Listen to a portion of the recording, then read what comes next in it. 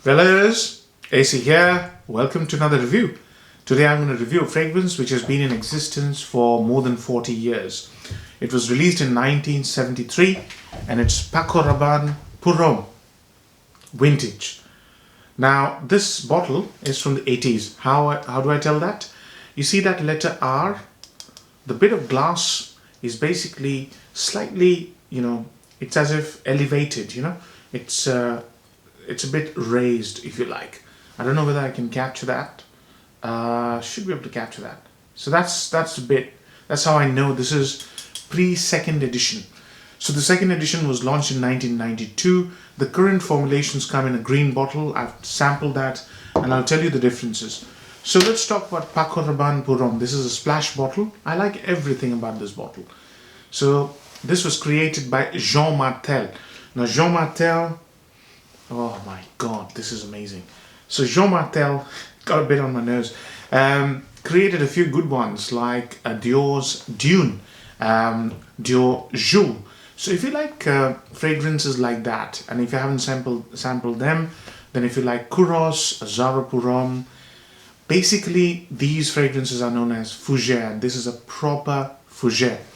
So how does it start off? I've put a little dab of this. It's a splash bottle, so about 3.5 hours ago. So it starts off quite green because it has a very fuzzy, soft but herbal lavender. And Jean Martel's biggest speciality was use of spices and animalic aspects. Yeah, that's what he specialized in. This fragrance is animalic. So how does it start off? Is with a very soft but very green herbal lavender. And along with that lavender are a couple of spices. Sage is the most notable one. And there's this beautiful honey. Honey's supposed to be in the base notes, but you smell honey right from the start. And honey is making this fragrance animalic. It's also very boozy and fruity. It's as if you open a jar of a fruit conserve and you smell it. And you get this fruity, boozy smell. That's how the honey smells. So it's very, very unique. Yeah. Normally fougères would have a lemon top. There's no lemon. There's no lemoniness in this fragrance. The animalic quality of the fragrance reduces with time. So this is far less animalic than what you would get when you apply. The fragrance has this beautiful heart, and in that heart there are a couple of other spices which make the fragrance leathery. So the texture of the fragrance is leathery and a bit heavy, thick, but still very airy. I don't know how to say that, but you can feel it. Yeah. So it's leathery because there's this beautiful note of clove and tobacco, slight hint of tobacco. And clove also is very little. You wouldn't smell clove. There's also a slight hint of cinnamon and nutmeg. I like the nutmeg because nutmeg brightens things up. So it's basically doing the job that a citrus would do in the heart of the fragrance. The dry down of the fragrance is when it becomes slightly woody. So they've used rosewood and they've used amber and musk along with oak moss. But the oak moss here is very tamed down. It's not like the oak moss you would smell in the 70s fragrance. So how it smells like is slightly dry, yeah, woody, very aromatic, slightly herbal, and very refreshing, warm. The warmth of the fragrance is just amazing. That's just amazing. This fragrance is through and through a masterpiece. It's been created with such attention to detail. So much balancing act has been performed in the fragrance that the fragrance is nothing short of a masterpiece. I absolutely adore this fragrance. This is the fragrance which tells me that fougères are, just made for men. This is such a masculine, beautiful masculine, very classy. And these sort of fragrances never go out of fashion. Even the current formulation, what I have smelt, the depth is a bit less, yeah, and the performance is a bit less, and they've introduced lemon, so it's slightly more lemony. To be honest, I didn't like it that much because once you get hold of this one, the pre-1992 second edition, you'll know that you've got something which smells like popular niche fragrances of today. It's a fabulous fragrance. So the upsides and downsides. Pros and cons. Number 1 pro, it's through and through niche quality. Number 2 pro, it's got this amazing barrage of notes And if you want to experience real artistic perfumery, you'd really have to get hold of this one.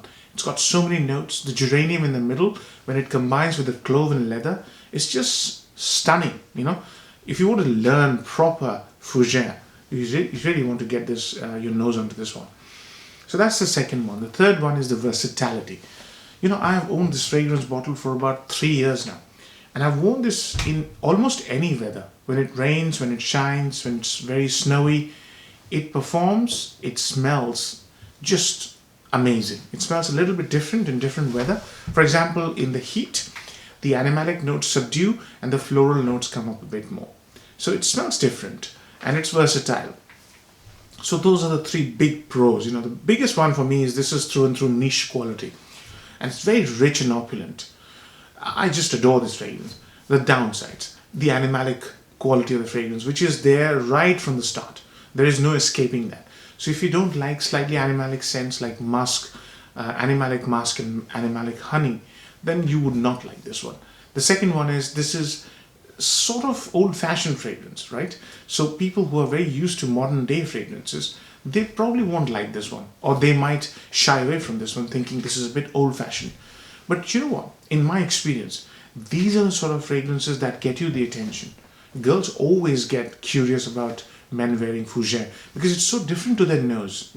I have received at least 5 or 6 stunning compliments with this fragrance, in spite of this smelling animalic. This has a lot of gravity. So I wouldn't say that you shouldn't try this, but yeah, if you're a 20-year-old, this would not suit you. So those are the two downsides, I would say. In terms of performance, in spite of this fragrance being from the 80s, this is not a beast mode powerhouse fragrance. It projects for about 1 hour and the projection then comes close. So you get 1.5 arms length for the first hour and then it will slowly recede. By the third hour, it becomes a 1/2 arm's length. Nice scent bubble.